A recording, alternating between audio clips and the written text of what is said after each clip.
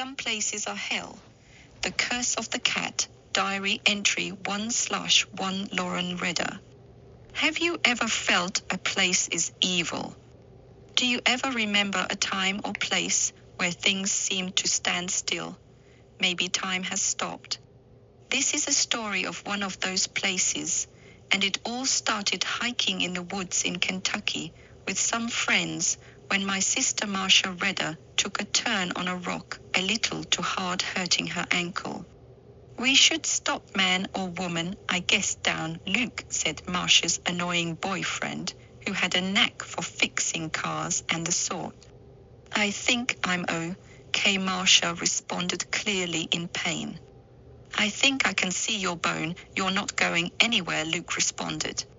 "Here, sit down at this table. Let's see what we can do," Luca continued. "See, we've wrapped around route all the way, and now we're back where we started," Malichi said to Lauren Redder. "Maybe Trail B," Lauren responded clearly.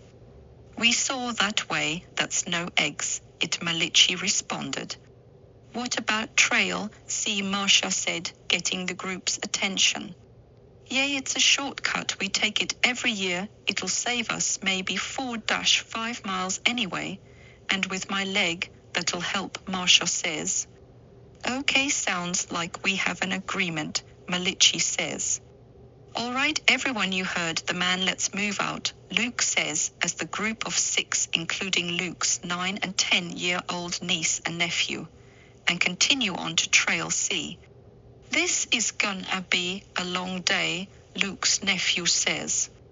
"The longest," Marcia responded in clear pain. "What's that smoke?" Lauren Redder says. "Maybe it's a camp, maybe they have food," Luke's niece responds to her as she starts running towards the camp fire. The camp is at the bottom of a mountain and coming to the edge of the trail. "I don't think those are campers," Luke's niece says, clearly afraid, as the group of hikers come into view of the camp in the middle of a ravine in a mountain. They see a tribe of strange people, some wearing garbage, some disfigured, and some acting completely insane. "What have we walked in on?" Lauren Redder exclaims, watching the group. "I don't know, but get out my binoculars so I can see better out of the back of my bag," Lauren, Malichi says as Lauren grabs the binoculars and hands them to Malichi, and he gets a better view of the mysterious tribe of people in the ravine. "Should we announce ourselves? Isn't that what you do to enter a camp?" Luke says, asking.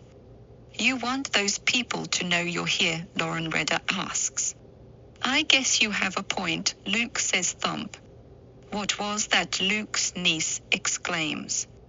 "SHHH," Luke says, clearly afraid. Another thump, and then another. The thumps get louder and faster, and a row of 2 candles and a path appears, and a small black cat begins walking towards the platform, and the tribe members in the center of the view, and the cat gets up in front of them. The tribe begins speaking in an unknown language, and some sort of ancient ritual begins, and they utter the words "king," which the group picks up is a name for this mysterious cat, as the group watches in utter shock.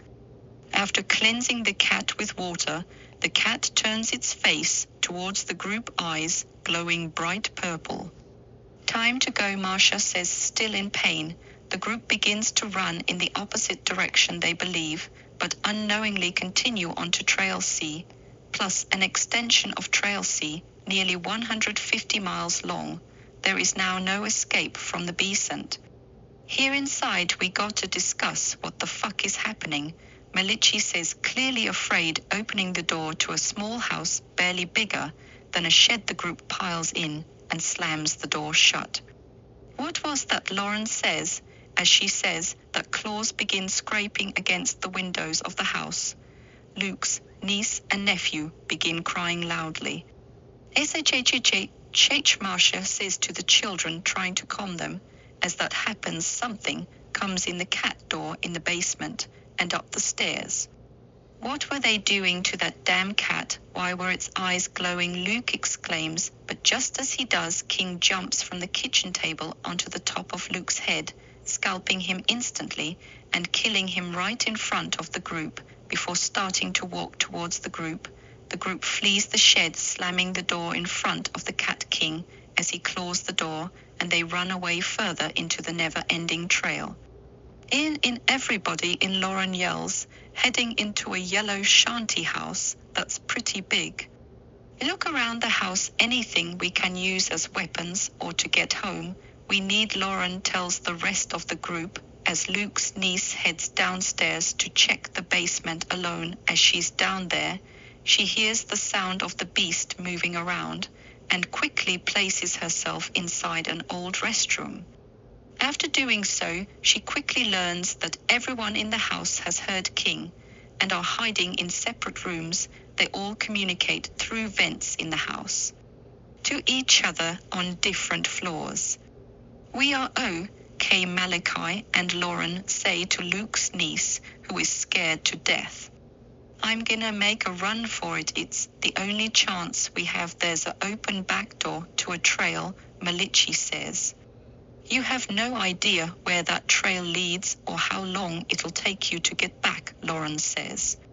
We have to do something. I can't let a 4LB kitten kill my entire hiking party, Malachi says, looking at Lauren. Everyone in the house agrees. Malachi taking a risk and going for it will be the best option if he can make it to the trail behind the house. He makes a run for it and is successful at getting to the trail, but leaves the family and friends, and Malachi is never seen again.